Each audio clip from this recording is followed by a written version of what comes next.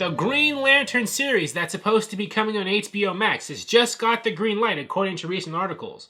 We've been hearing about it, and I'm a bit confused because I thought it was already greenlit. They were just, writing and developing it. But I guess something else had to happen because the news had to drop today that it's been greenlit. But like I said, I thought it was already greenlit. They were just, taking their time to get it together. The people mentioned in the headline of this Variety article are Seth Grahame-Smith and Marc Guggenheim will write it.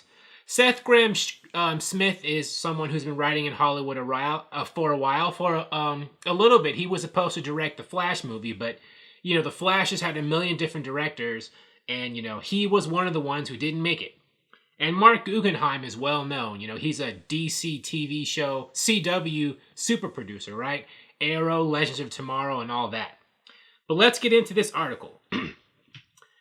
Based on the DC Comics property, the show was first announced as being in development last year. Yeah, so I don't know why it's big news now that it's in development, but whatever. Plot details are now available for the first time, however.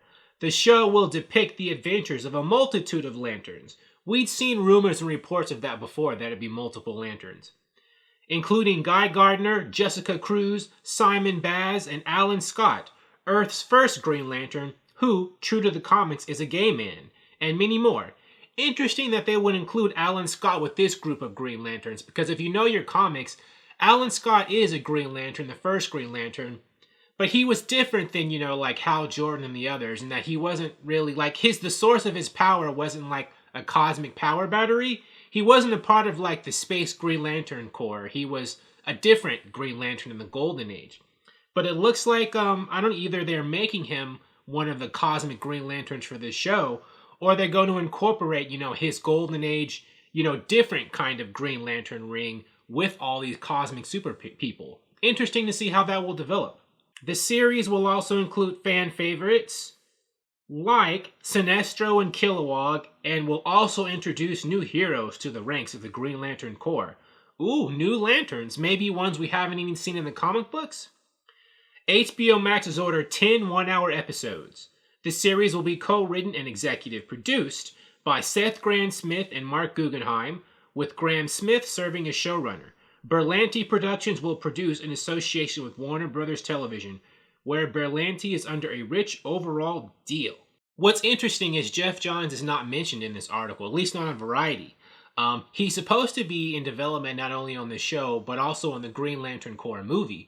Both of those are still listed on his production company website, Mad Ghost Productions.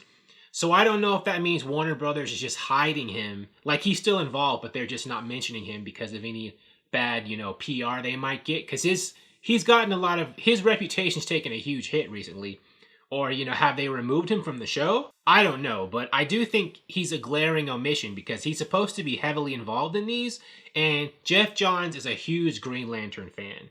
He's written a lot of Green Lantern comic books, not only in Green Lantern series, but he's written Green Lantern-focused stories and other comics. He created the character of Jessica Cruz, for example.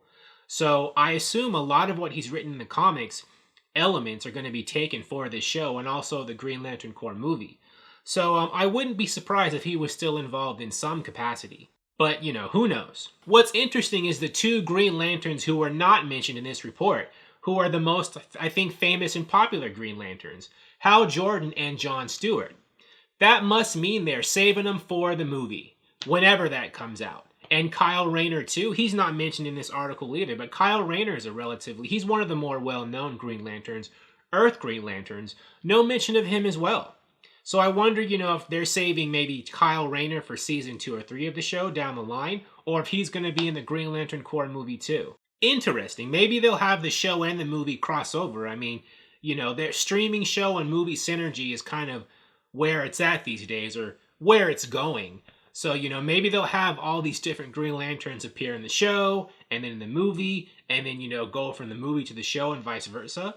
But cool. I mean, this is all good news. I mean, HBO Max needs the content, and, they need the DCIP to help drive up those subscriptions and stuff.